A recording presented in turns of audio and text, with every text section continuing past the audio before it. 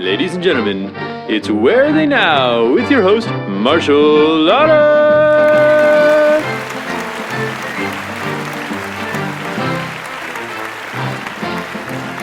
Hi, my name is Marshall Lauder, and this is Where Are They Now?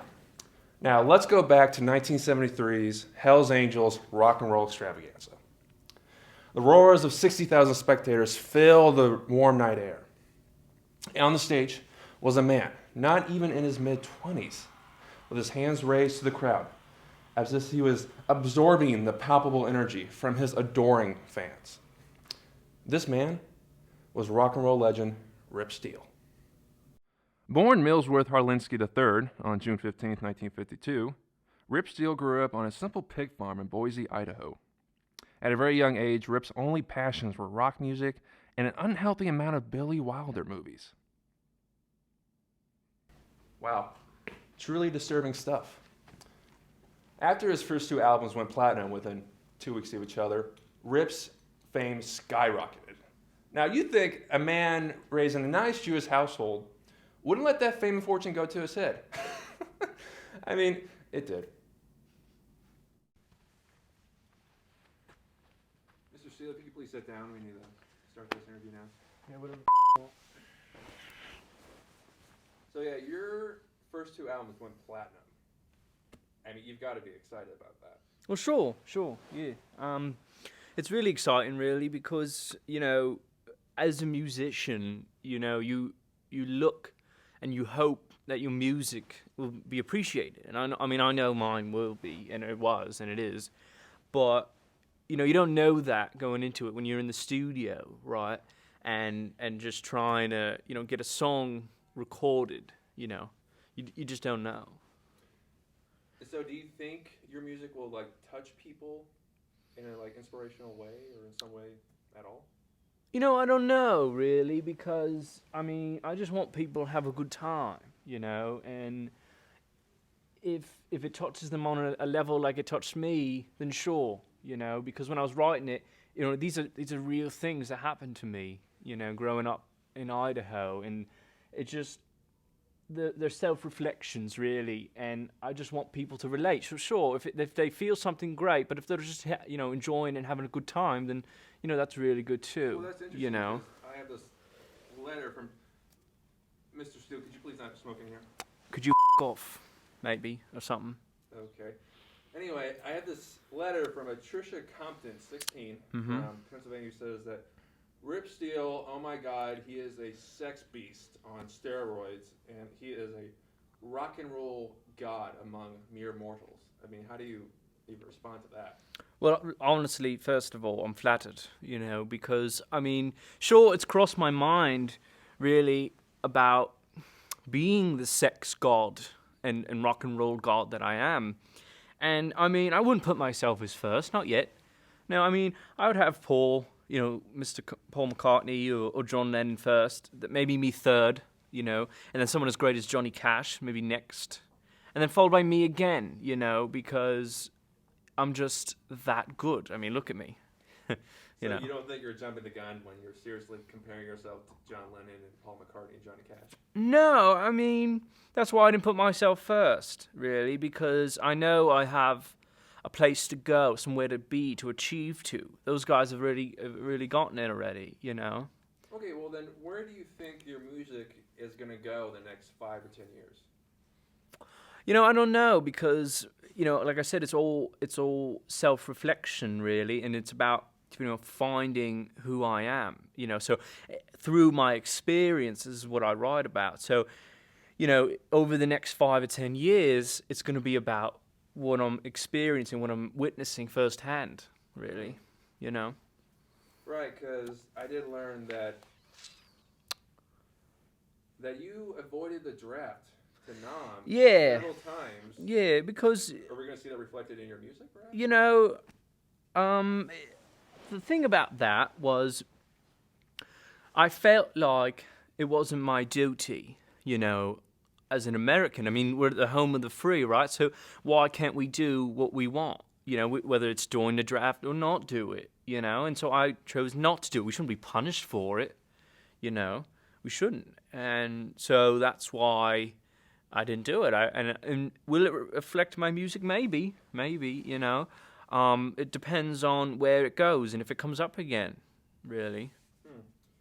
So, your overall opinion of the war, do you think it's a mistake? Was Johnson wrong? Yeah, I think Johnson is wrong, because I think that we're not supposed to be there anymore, or even at all. I don't think that we were ever supposed to be there, you know. I mean, sure, we're the greatest country in the world or whatever, you know, but it's just we don't need to get involved in other people's problems. Now, I don't want to get too political, you know, because that's not my thing. If I wanted to be on Capitol Hill, I would have, you know. But I want to be a musician. I want to play my music, and that's where I am. Well, clearly, last question. You're clearly on a roll. Is there any other mediums that you're interested in? Perhaps? Yeah, you know, it's interesting that you asked that, because I'm looking at working with a renowned porn director on making a movie called Axel Van Helden, The Curse of the Black Skull, you know. Really get my feet wet in the acting world and in the movies, you know, because I think I could do well there, you know, and I think I'll achieve better greatness through movies, you know, and it's a great way to express yourself, because now you're not just hearing somebody, you're seeing them too and putting a performance, you know. So music and movies kind of go hand in hand in that way, really. So that's what I'm looking forward to in the next chapter of my life. Interesting. Well, thank you for coming and. Are we done now? Can I go? Yeah, we are. All right, great. In 1981, Rip Steele moved from the sweet sound of music to the grand visuals of movies, and collaborated with former porn star director Rick Shaftley, and released Axel Van Helden and The Curse of the Black Skull. Rip Steele was very, very passionate kid. You know, always wanted to be the best. You know, and you gotta remember that was the early '80s. I'm doing 10 lines of coke in the back with prostitutes right before the shoot, and Rip's there going over his lines, and you know, he's just always there. He's always on the ball. He's got it. He was a good kid. Excuse me for a second. Oh.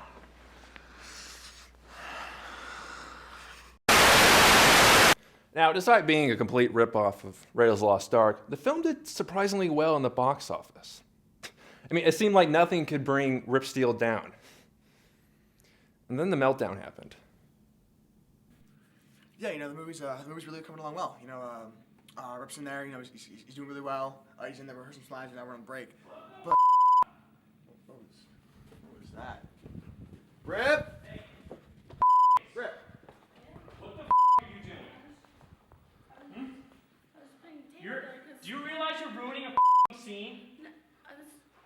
No. What are you trying to be useful? Huh? You must be like a producer, right? Because you think you're useful standing there taping while we're trying to record?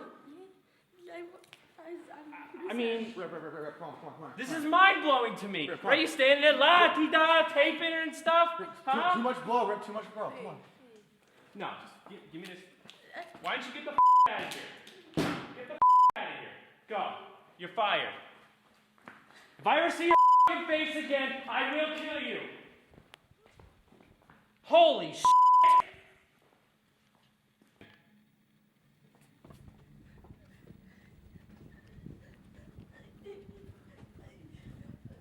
I didn't do anything. I was just trying to duct tape is my job, producer. The duct tape. Let me tell you another thing about your tape, okay? And that horrendous rant about duct tape was just the beginning of the end for Rip Steele. Soon, Rip spiraled down into the bottom of a beer bottle and never left. He eventually lost favor with the entertainment industry, and then with his fans. Steele's behavior became so bad, in fact, that the state of California forced him to attend 6 months worth of AA meetings.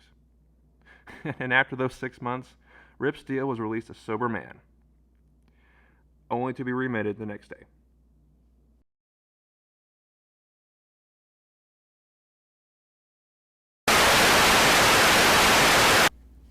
So, Mr. Steele, you're midway through your career, and it's the 90s, so grunge is all the rage.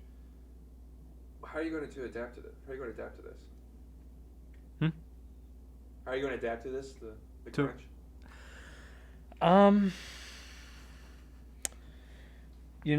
Probably just, the old expression, I guess, like when in Rome, just kind of go with it, I think, and just be a part of the grunge scene, maybe, Because critics in the past have said that you clearly ripped off the Beatles. So now, are you just going to rip off Nirvana? I don't know that I ripped off the Beatles, really. I think I had my own path as far as music, and just did my thing, really. And as far as Nirvana, they're a very talented band, and I would have no reason to want to take anything from them. I want to stay true to the music that I'm doing. That made my career what it is. Mr. Steele, you seem very spaced out. It's just, I'm at a point in my life, Chip, that it's kind of like where do I go from here? Because it seems like I'm not in a very good place that I wish I could be. And I just, it's making me reconsider my life, really. Am I doing the right thing? Did I make a good choice throughout my whole life? I mean, I'm dealing with some regrets, possibly, that I may have had before. Does that include the infamous meltdown that you had? Yeah, I think it does. It's just, I can't forgive that person for what they did. It's just because they were in a shot, and we were trying to do our thing, and it's just. If that pathetic producer was here right now, what would you say to her? I don't know that I would want to meet her again, because I don't know that it would be a good idea for either one of us. Looking back at it now, I don't think I did the right thing. That wasn't right of me, but she needed to know that her mistakes aren't getting looked past. That what she did needed to be accounted for, really. Time is money in this industry, and, can't be wasting people's time. Well, it looks like I'm not getting any further with you, so I think we're done here. Well, thank you. Thank you for having me. Yeah. Now, what's weird is that after the failed attempt at rehab, Rip Steele just kind of dropped off the face of the earth. I mean, wouldn't it be great to meet him again and ask him where he is in his life now? You know what? Let's do just that. Follow me. Ladies and gentlemen, Mr. Rip Steele. Thank you for having me. Now, I realize that it was a lot of work to find you. And when we did, you threatened to burn the studio to the ground if this were to be a lengthy interview. So for the sake of your life and the life of my crew, I'm just going to ask you one question. Okay. After all the hell and controversy that you've been through, where do you think you are in your life right now? Well, I feel like I'm in a good place because I'm working with a therapist. I'm controlling my anger, just dealing with people and working with people. And really the key for me is not thinking about or seeing that trigger, that place again, or that person that just, what the is she doing here?